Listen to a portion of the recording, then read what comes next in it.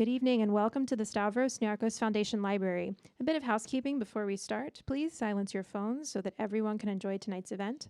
There are men's and women's restrooms on this floor. We have additional women's restrooms on the 3rd and 5th floors and men's restrooms on the 2nd and 4th floors. In New York City, all persons have the right to use the restroom consistent with their gender identity or gender expression. All events at the Stavros Niarchos Foundation Library are subject to recording and photography. Thank you and enjoy the program.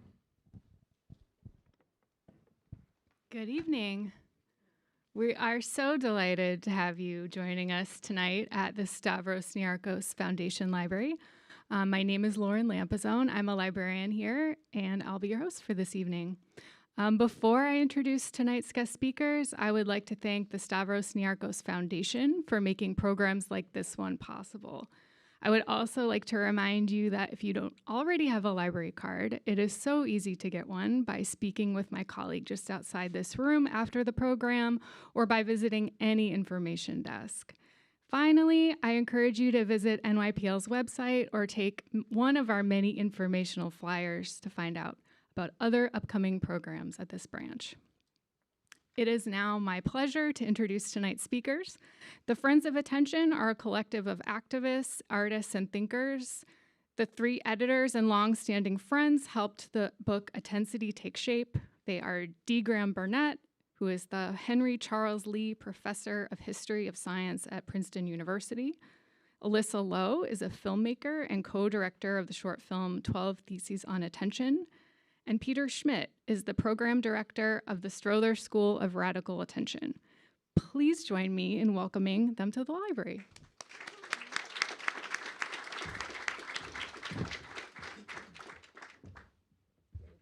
Thank you so much. Thank you. And thanks to you all for coming out. I'm Graham, and we're just so appreciative of this opportunity to talk with you all about this project, about this book. And so special thanks to everybody here at the library for making this happen.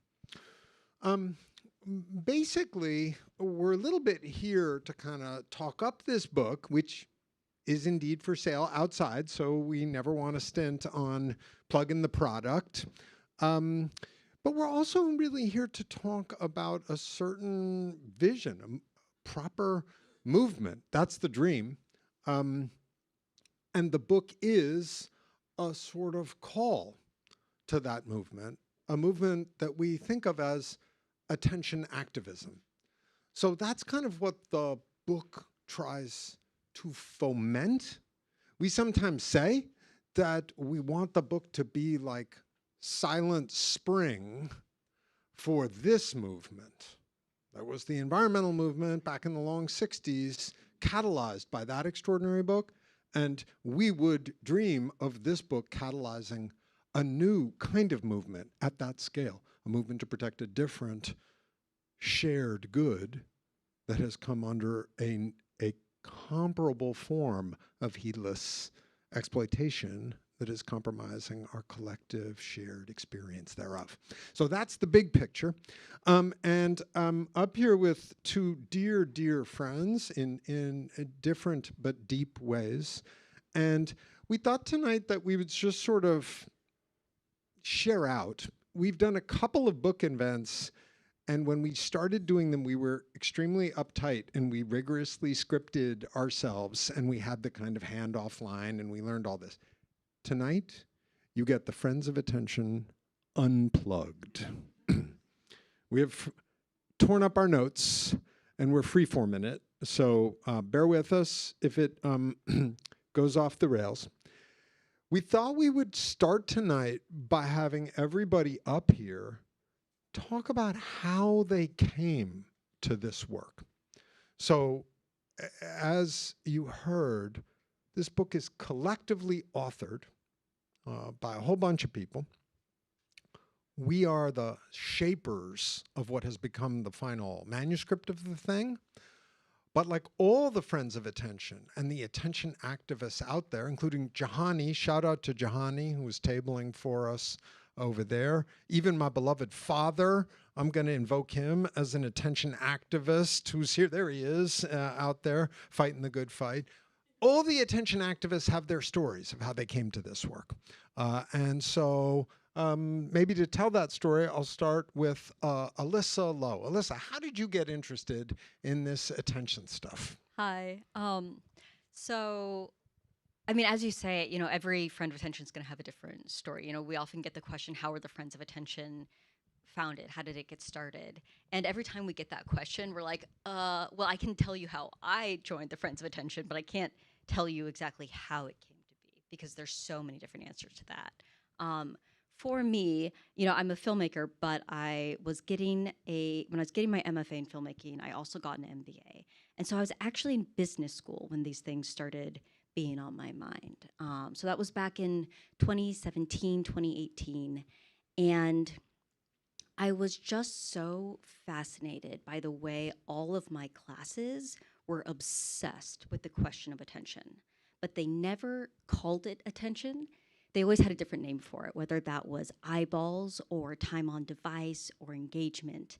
And it struck me as a very deep and powerful asymmetry that these corporations, the biggest corporations that exist today and some of the biggest corporations to ever exist, bringing everything they had, trillions of dollars, to describing, measuring, tracking, and valuing attention, whereas most of us out here, we're really just starting to think about the role attention had in our life. And that felt really dangerous because for the corporations, our attention is, 12 seconds of your gaze pointed at this corner of your screen, and its value is 3/8 of a penny, which is to say they will sell it to an advertiser for 3/8 of a penny. If we don't have an answer to what our attention is and what its value is, the default becomes those. It's 3/8 of a penny, and it's your gaze pointed in the corner of your screen. And we really misunderstand the stakes of the attention economy. I mean, I knew Alyssa back then, and I remember, there have been some OGs in this space, and we acknowledge our forefighters.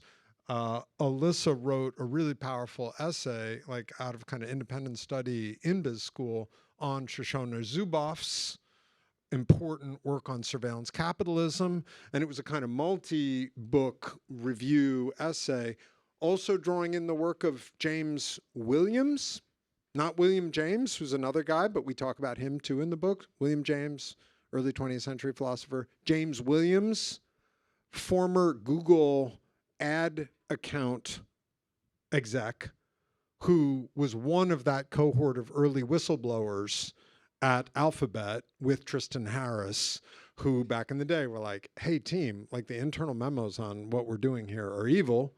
And he went off to Oxford, did a PhD in philosophy, and wrote a beautiful, brilliant book that everyone should check out right after they buy and read our book, called Stand Out of Our Light, which was an early shot across the bow at the bad actors in the attention space. So one story of how one kind of gets awakened as an attention activist. Peter Schmidt, talk about how you got to this stuff. Hey everybody, it's really nice to see you. And special shout out to Lauren, who is our host for this evening, but what she didn't say is that she's actually been, she showed up at the school, I don't know how many months ago, or maybe even a year ago, and has been in our kind of tight circle of allies in the New York area. There's a very dynamic group of attention activists of all stripes, and Lauren and Jackie and the rest of the team at the NYPL, we are very happy that you're having us here. In some ways, for like a bookish crowd, this is like we're at the top of the world right now, and it's a nice room to boot. Amen. So Amen. Thanks for having us. Yeah, I'm Peter. My story coming to this was I graduated college in 2020, which of course was a strange time to graduate college, and my interest and what I really cared about at that point in my life was the climate question and environmental justice. I spent some time working at We Act for Environmental Justice, which is kind of like an OG nonprofit up in Harlem, and spent 2 years in the think tank world doing advocacy on climate change and social insecurity and the ways that and the climate exacerbates violence, and then decided that the theory of change in that part of the universe didn't quite work for me, and so I quit that job. I'm a writer, and so I wanted to finish a novel that I was working on. And as I was trying to figure out next steps, I got in touch with an old professor of mine who was involved with the Friends of Attention. I had begun to see what this group was doing, and it seemed really interesting. It was work that came out of the art world, and it was really informed by the kind of richness of humanistic traditions, and it also was political. And my friends used to make fun of me for thinking that I could find something that did all those. It was a kind of like, you got to pick one. And so I was really, really compelled by that, and really, interested in this question of attention. That professor was Graham. That was this guy. And I reached out to him and I said, hey, I'd love to get involved. And so I started hanging out with the friends, going to the early iteration of a curriculum they were calling the Attention Lab, which was what a bunch of educators in the Friends of Attention were developing to kind of get people out in the world, practicing attention together, thinking about it, and starting to develop a shared vocabulary and a sense of solidarity around attention in a broader kind of political economic context. And all the while, I was still looking for jobs to get back into the environmental space. And long story short, I had a very formative conversation with a guy uptown at Union Theological, which houses a little environmental nonprofit that's interested in, spirituality and environmental advocacy, which I was really into. I talked with him for 50 minutes, and then he said, hey, what's that attention thing you mentioned? And I told him, and he said, if you want to make any headways in this climate thing, if you want to bring something new to that conversation, go do that. Because we're at the UN sitting around the table feeling like we've lost some basic ability to know what it is we're trying to protect. And I think it's attention, and I think it has to do with the problem that this group of people has identified. So it was a very formative moment where a basic stranger kind of connected the dots for me and said, hey, take your life this way. I was 24 years old. And he was a great listener, and so I did it, and I got involved with the friends, and the rest is history. Yeah.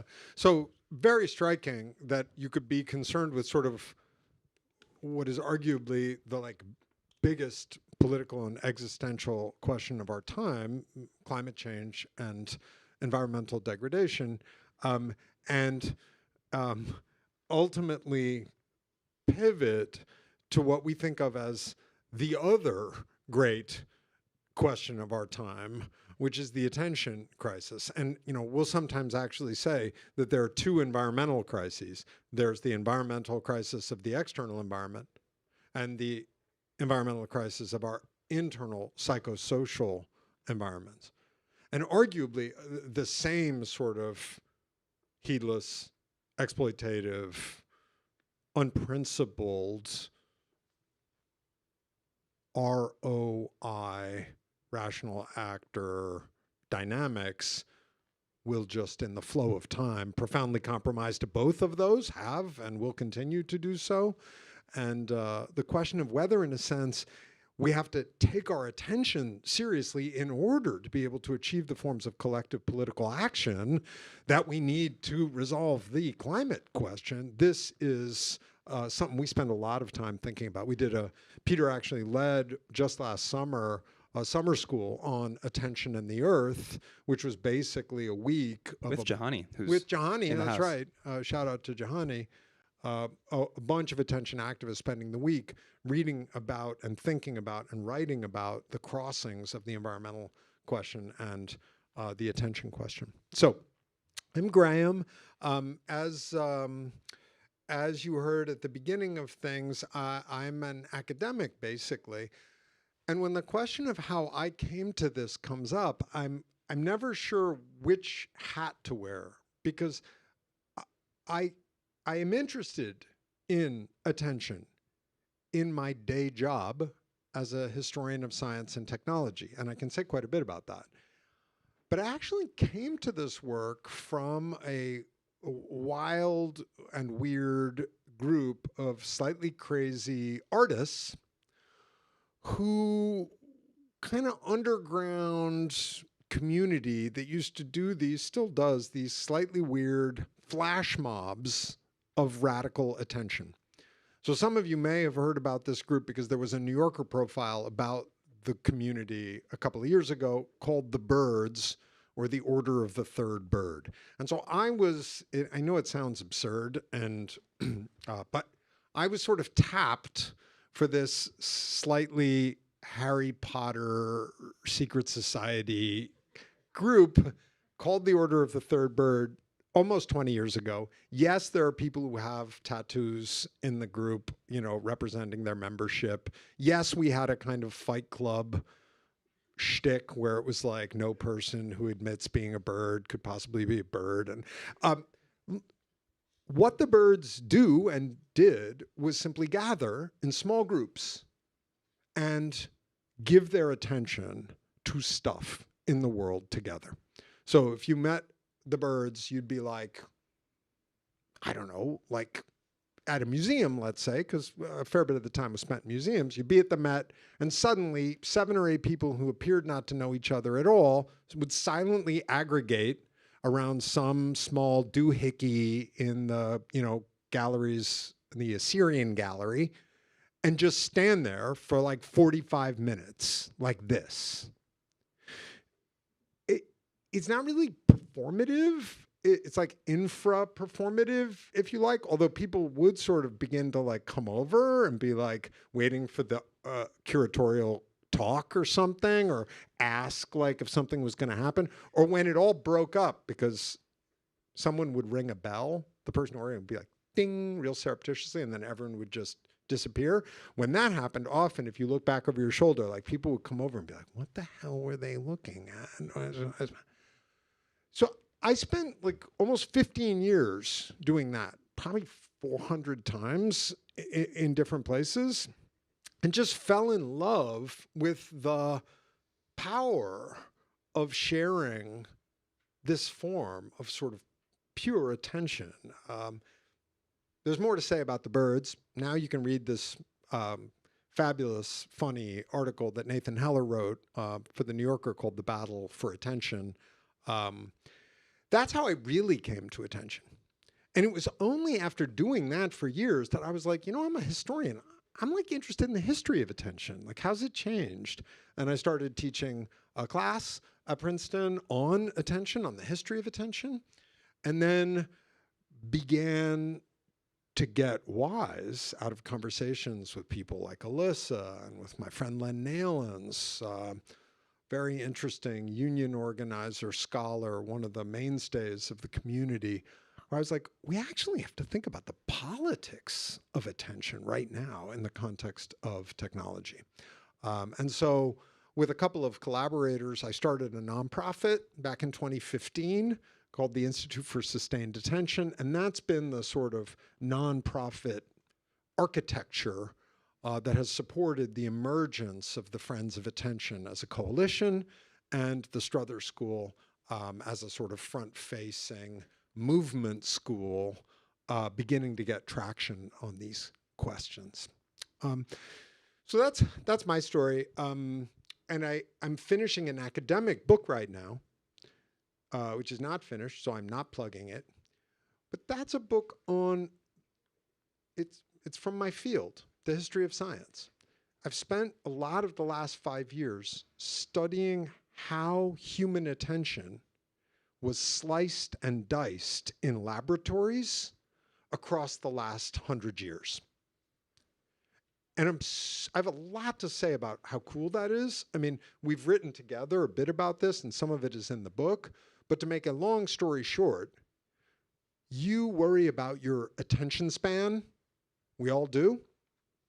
But that notion of attention span is a very specific idea. It comes out of a very particular moment in the history of the 20th century and was actually kind of conjured by a set of scientists who are quite focused on the human subject as a tracking and triggering screen studying machine, because they were being funded by the Cold War military industrial complex to study how long people could stare at radar screens and how successfully they could track, Russian MiGs. And so a lot of my work kind of has led me to this strong sense of the strangeness of our historical moment, where we're all worried about our attention, but we mostly think our attention is this instrumental, operational behavior in front of devices that's all about optimizing our efficiency and our instrumental operational capacities. So, and that's part of the critique that we bring to bear as a community. I think that we should try to tell people a little bit about the book. Like, we should tell them, like, what makes it special. I don't know, like, should we do like a second on what makes the book special and like what it is actually about, what it's like? Yeah, rock on. I'll start us off there. This is the book, Attensity, Manifesto of the Attention Liberation Movement. It's this very stylish orange with the kind of hypnotic eye on the front. Also, maybe sort of a flower petal design, which we get at in the pages. Attensity. First thing to say is that we got the opportunity to put this book together a few years ago, on the back, indeed, of an op-ed that the three of us co-authored in the New York Times in November of 2023. And then some folks came forward and said, hey, you might consider making this into a book. And we said, yeah, that's a great idea. And we're the Friends of Attention. The only way we really want to get this book into the world is as the Friends of Attention. And so we set about the quite interesting and also quite demanding process of drafting a book as a loose coalition of like 35, 40 people who live in a bunch of different time zones and who can never get on the same Zoom call. So you can imagine it's challenging enough to write a book on one's own. To do so by committee is doubly challenging, and it requires a lot of the good community work that constitutes like a strong coalition of people. So that's maybe one really interesting thing about the book. Before we even crack the spine, the other thing that we like to tell people, and I don't think this is inside baseball, I think this actually matters, is that the book was like a mass market. It was published by Penguin Random House. We all decided that all of the proceeds from the book would go to the nonprofit that undergirds the Strother School of Radical Attention and all the community-facing work that we do. So we put a lot of work into this, and none of us have made any money off of it. And it means that the kind of fate of the book will support the fate of the school and all the cool work that we're doing with the community. A few more things about the book, maybe. One, who's it for? The book is expressly for people who begin to feel that the effect of our technology on our lives, on our minds and senses, is bad. I mean, simple language is best, right? That these technologies are not serving us. They're not actually making our lives better. They're making them worse in ways that are often really hard to describe. And it's for people who want to do something about it, and who have been maybe frustrated by the fact that this, $15 trillion industry, sometimes called the attention economy, although we use language that we think better expresses the violence of this kind of pumping content into our eyes, breaking up our attention and pulling it out to be sold process. We call it human fracking. We're interested in reaching people who have felt like disempowered by that situation, because in the mainstream conversation, a lot of people experience themselves on this side of the screen, and then on the other side of the screen, there's a big, aggregation of the 5 biggest corporations in the world who are all trying to like grab your attention all the time and maximize your time on device. And that is a very, very, that's a losing battle if we play that tug of war solo.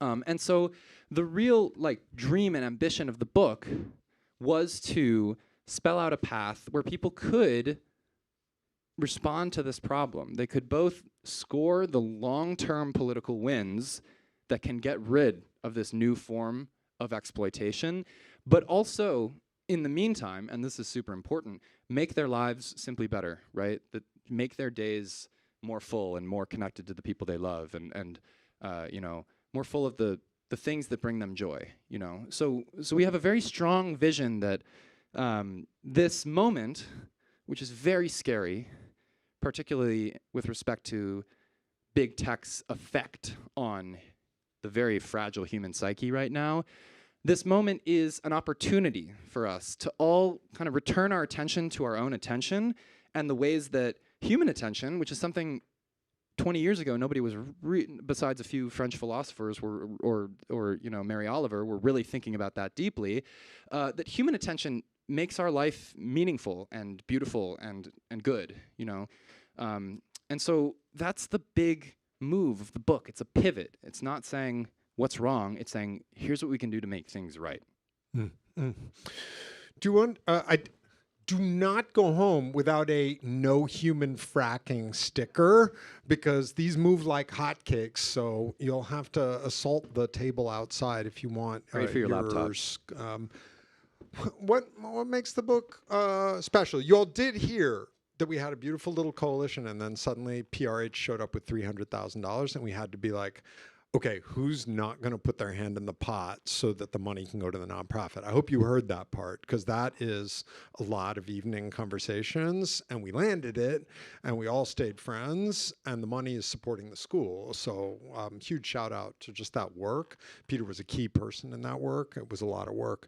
What would you tell folks about like this book? Let's persuade them that they don't want to go home without it.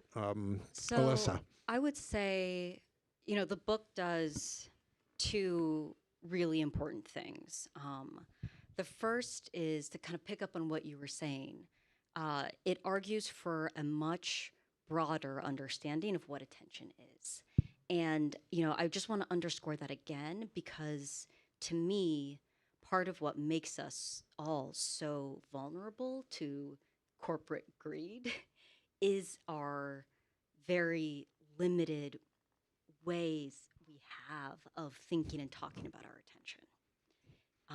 And so the book makes a claim that our attention is not our attention span. You know, our attention span is just that one very narrow, very specific kind of attention that has to do with optimizing ourselves for task efficiency.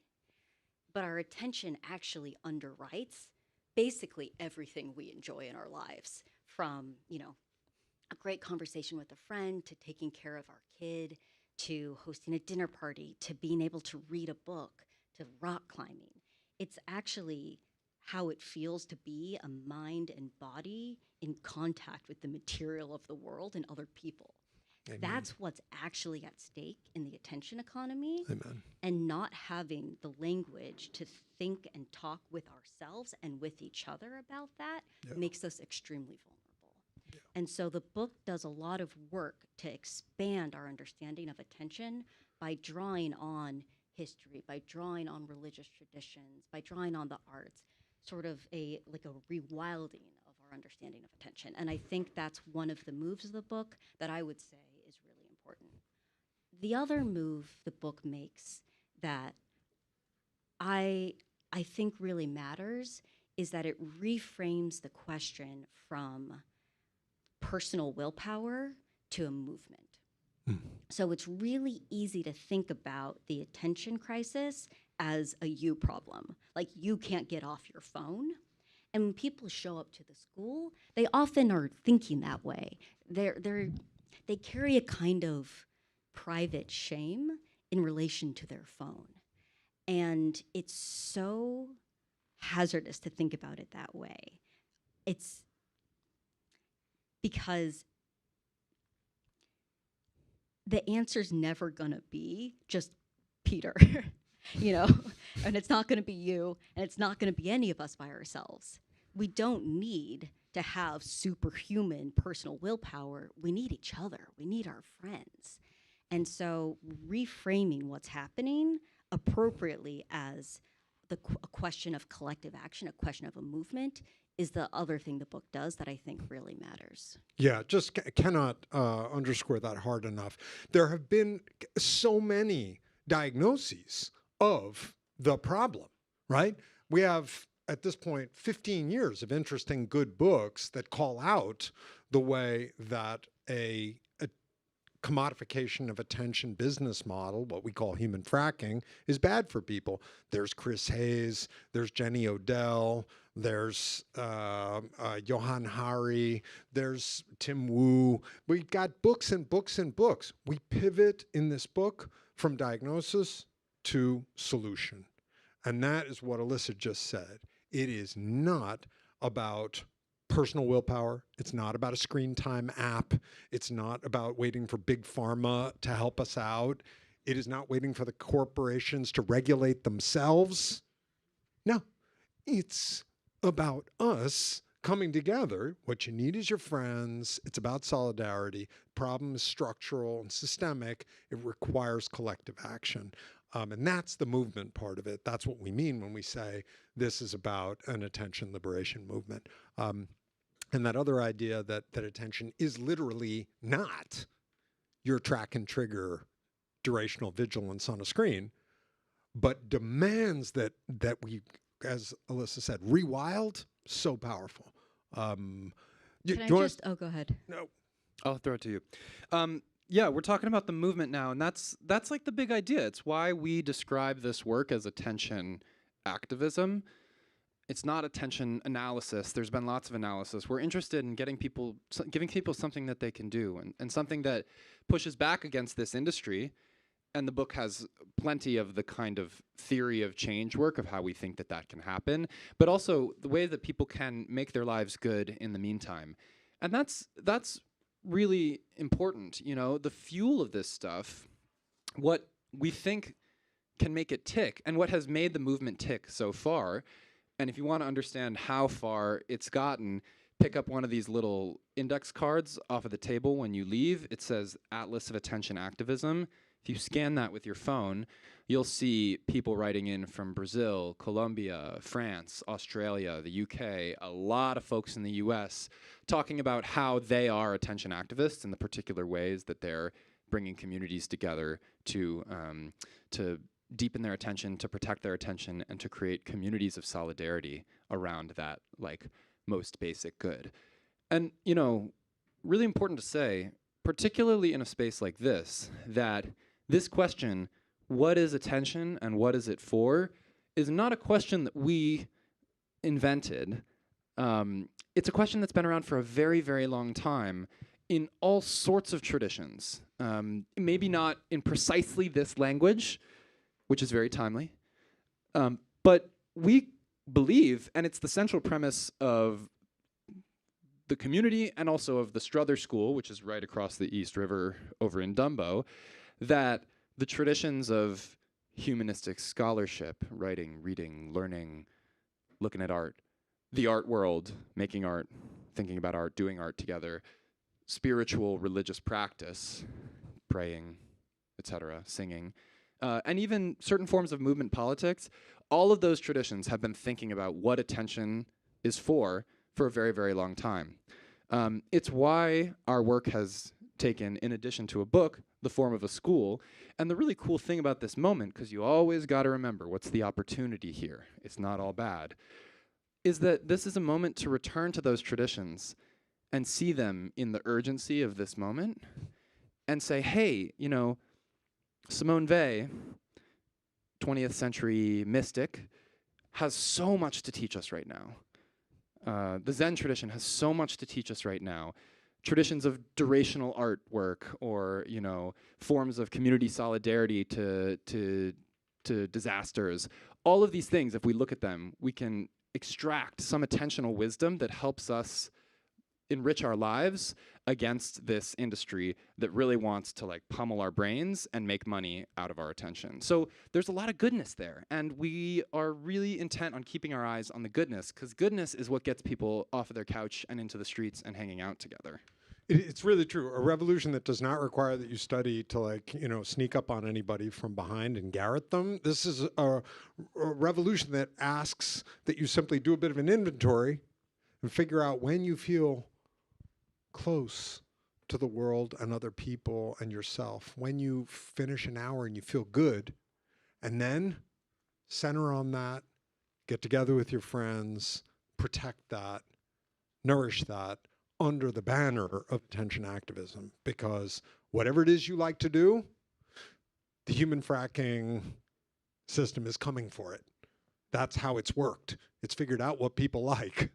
And then whatever it was, they figured out how to create a platform, get you on it, and then begin pumping ads into your face. That's Facebook, that's Pinterest. Literally, that is the business model. Alyssa, I want to get the room in, because we are in this stuff so much, all of us and all these other folks, but we'd love to get the room in. So let's go to Alyssa for a last comment, and then we're going to bring in the room, because I understand you all have some mics for the room. Alyssa. Yeah, just to add quickly to what you two were just saying, you know, when you ask that question, like, what is an experience that makes you feel replenished in an experience of your attention, or makes you feel closer to the world and other people? You know, for me, I think immediately of kind of like a great conversation with a friend. I think that is what it is for me. And when people are out there thinking about what it is for them, you know, they can have a moment where they think, God, like a conversation with a friend, a dinner party, taking care of your kid, these things are very abstract. And, you know, what I want to say is, it's not abstract. It's just not numerical. You know, when I was in business school, one thing I learned was that the first step toward making something into money is making it into a number so that you can price it and sell it. So the reason why they think of our attention as our attention span, which is 12 seconds of your gaze pointing that direction, is so they can put a price on it and sell it. But a great conversation with a friend, or taking care of your kid, or a great movie, a great book, these things are very real. And getting comfortable defending things that we know to be real, even though we can't put a number on it, is, I think, an important step toward preparing us to fight back. Yeah, amen. Amen. Have we got some mics for folks in the room? Maybe I saw this hand go up, and then I saw a hand. Okay, I'm going to get this one. I've got you, and then Lauren will got some people. Okay, yeah. So you can. Oh, thank you. I'm trying to visualize what your what some of the activities might be. I didn't get to go to the lab that was earlier today, I think, but what I'm thinking I'm hearing is that if you meet other people, or meet even a friend to talk with, then you're not going to want a cell phone on the table, sitting on the table. And those kinds of devices should be in the pocket or in a knapsack.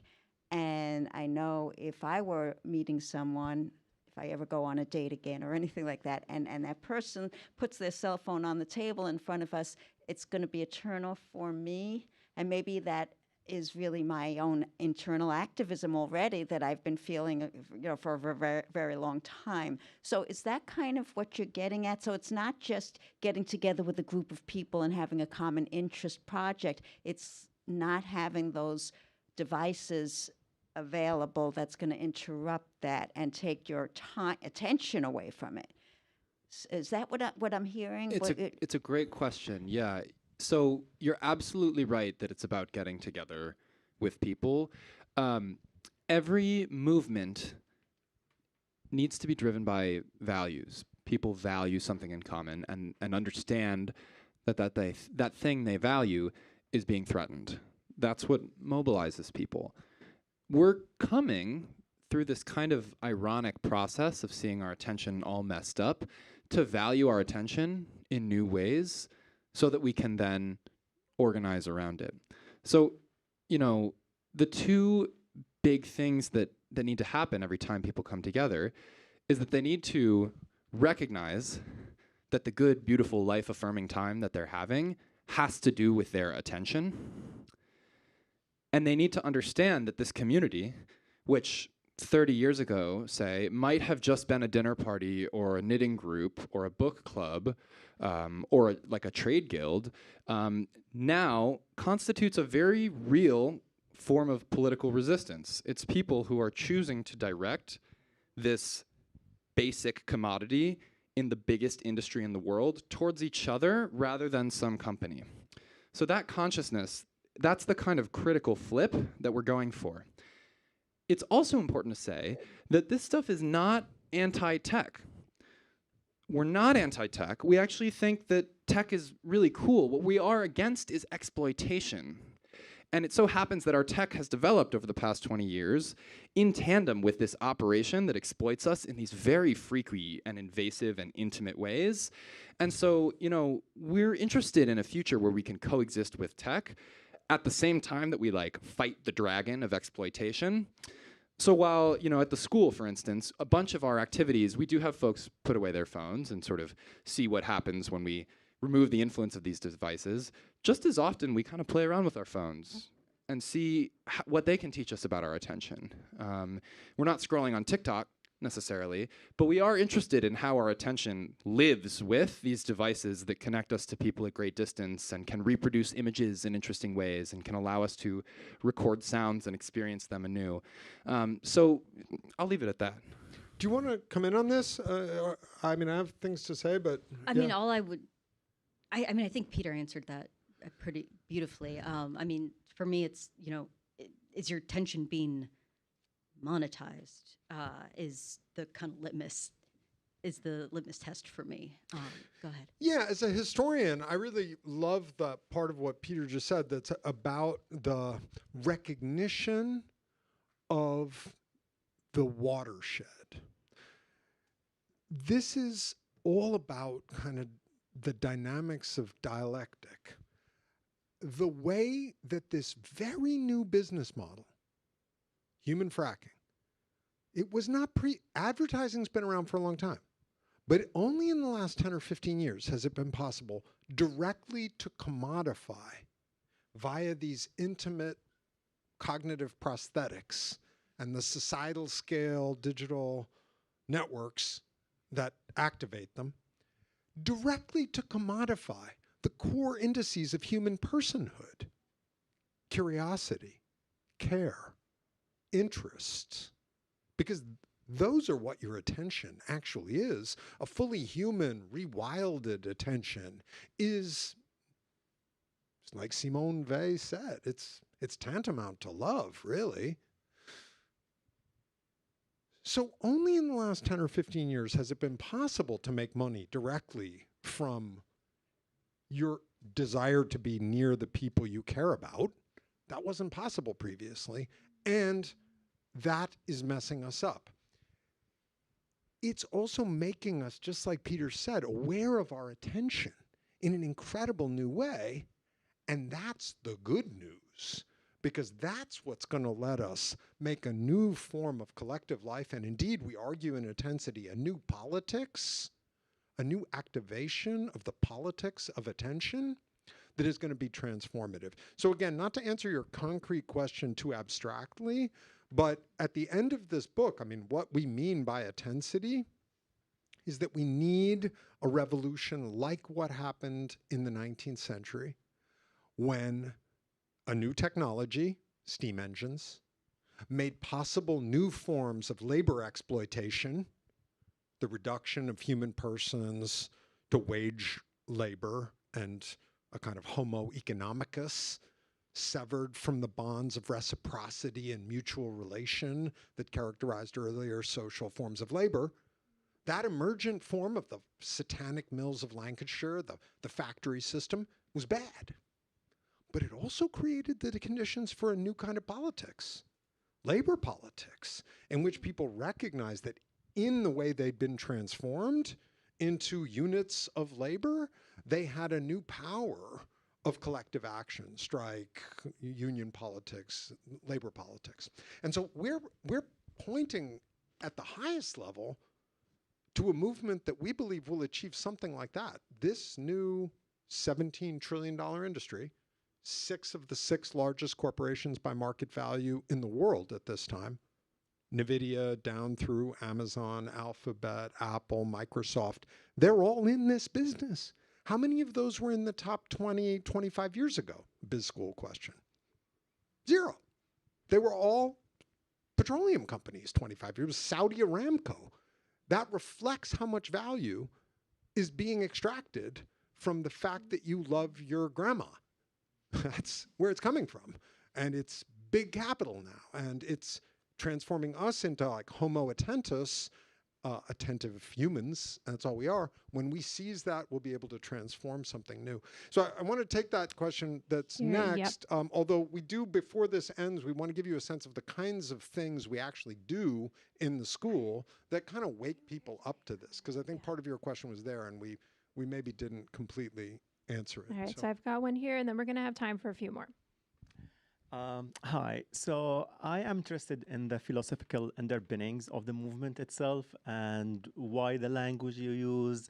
I'm also a little bit worried. I'm an ally, like I'm all for attention, don't get me wrong, but using words like liberation, comrades, and manifesto, you know, it might alienate some, for the lack of a better word, some people who would see it as anti-capitalistic movement. That's I mean, I kind of really would love to take that one, although I've talked a lot, so I feel like I should maybe kind of like be like, that's enough. Okay. I mean, I think if there's a way you want to answer it, go for it. I think the first thing I will say about it, we're not anti-capitalists. And I think if you read the book, you will find that we're not anti-capitalists. We are against the excesses of capitalism, but that's different.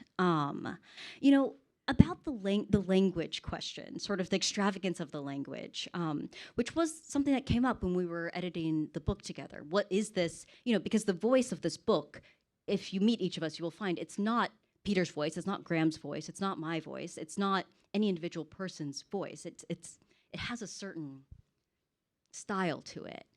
And to me, the reason that makes sense is because it's a project of social imagination.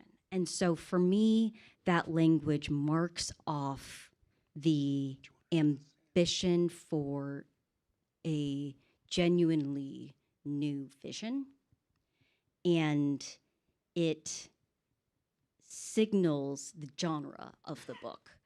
That's what that language means to me as one of the co-editors.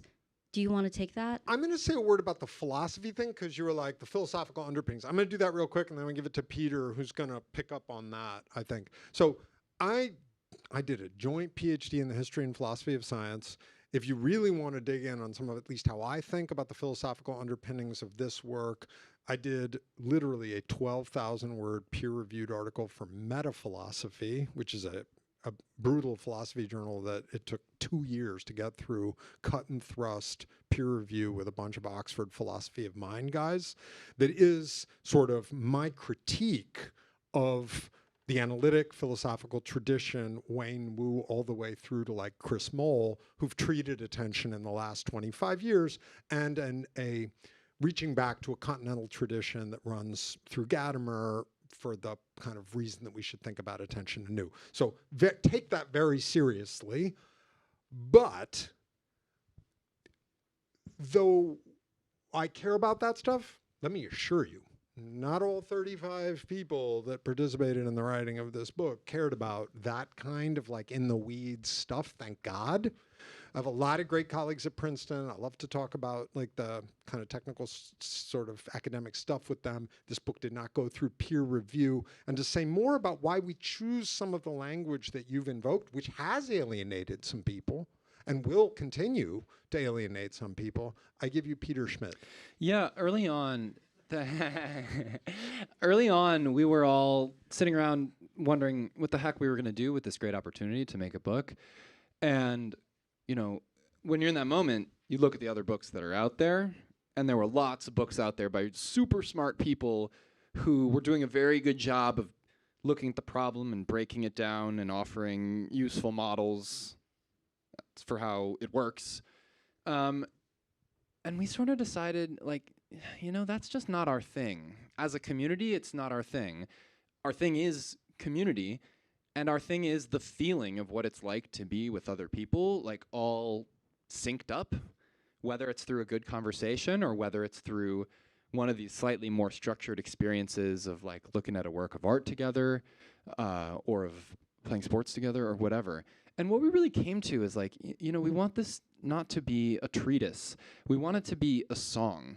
We want it to be a book that people read and they feel like they're kind of like, they can sing to it together, So we had Whitman kind of in our minds back there, thinking about the like song that brings everybody together and like makes us all, for a moment at least, kind of one.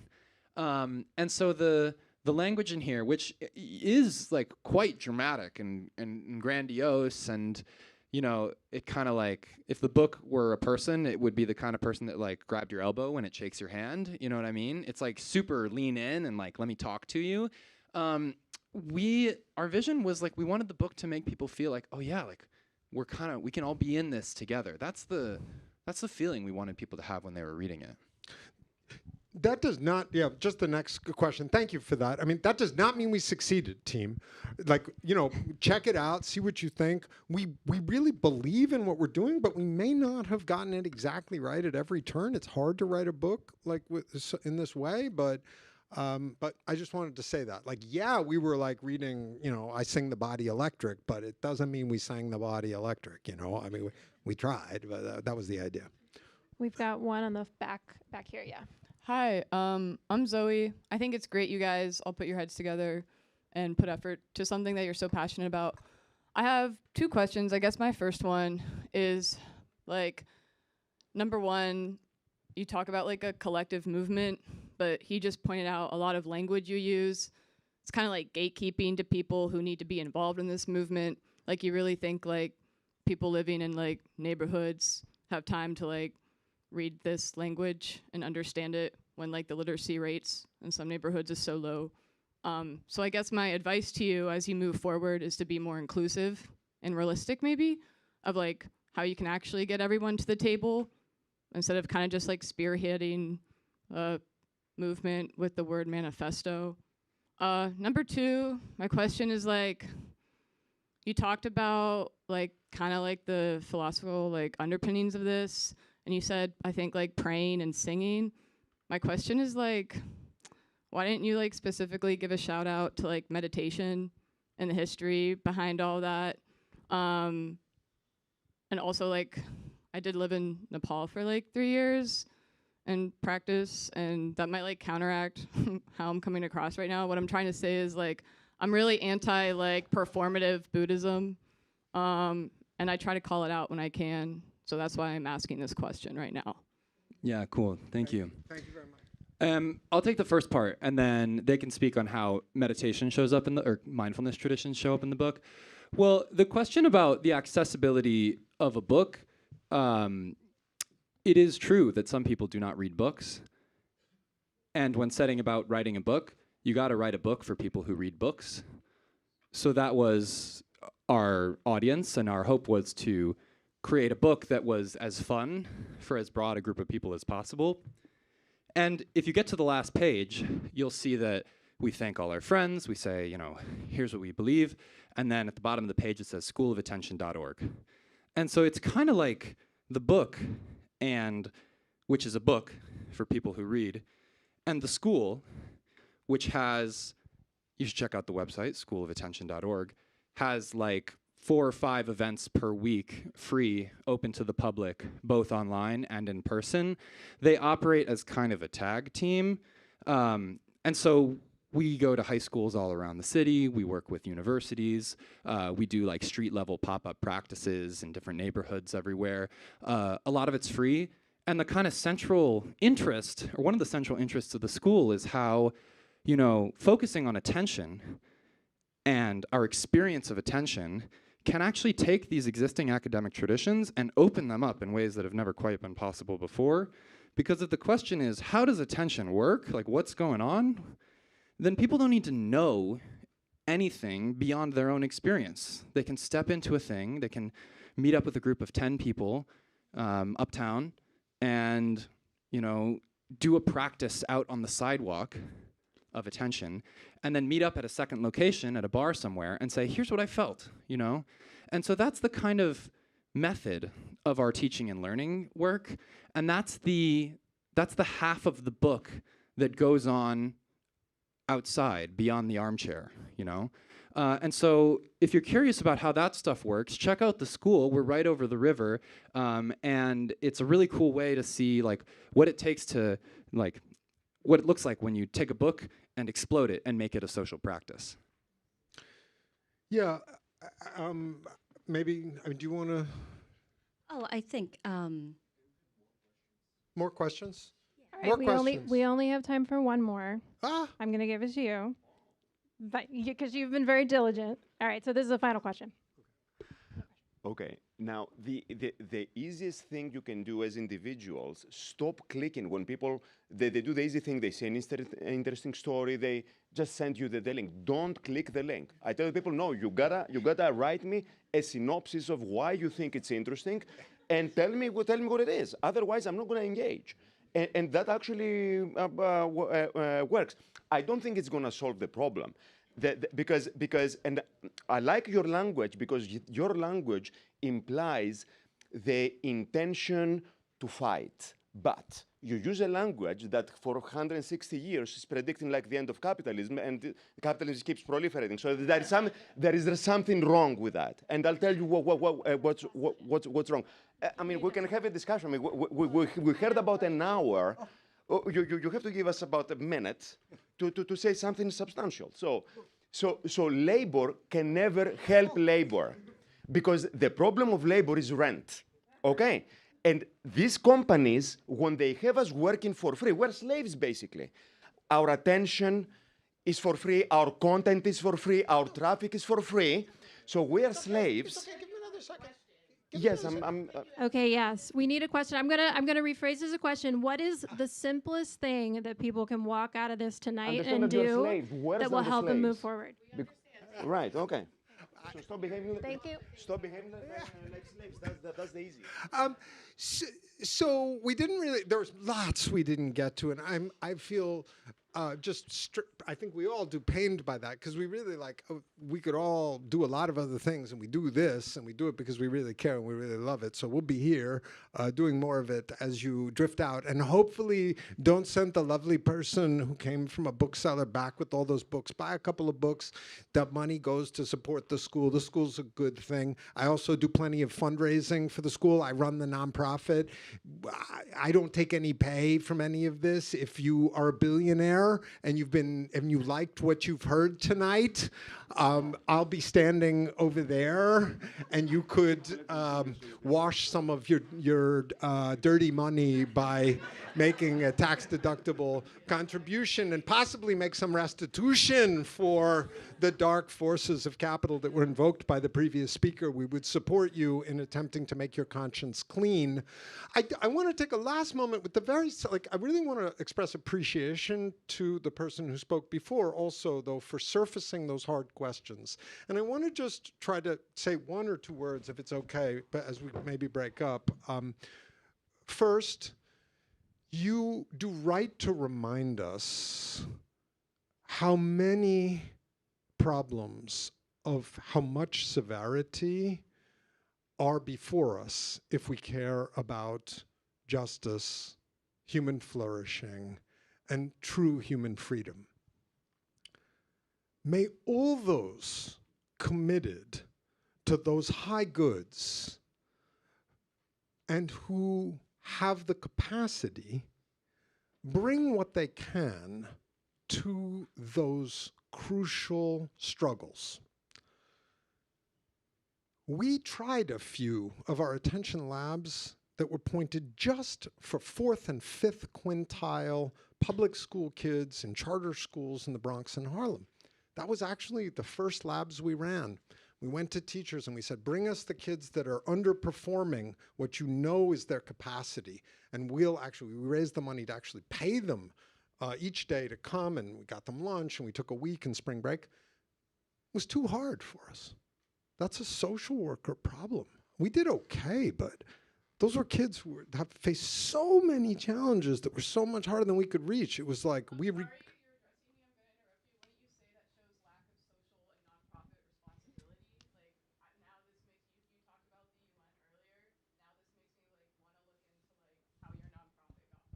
yeah, sister, I'll talk. Got you. No, I feel it.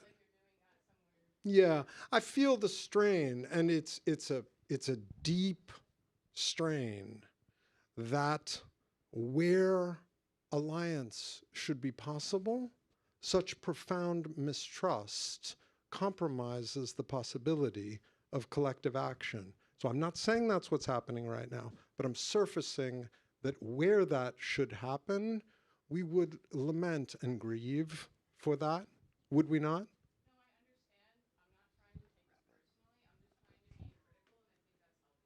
We agree. And so go your way in that criticality. The 990s, because of the beauties of our government, are publicly available, so check them out. And what I'll say, just to finish the thought, is what you can do, please do.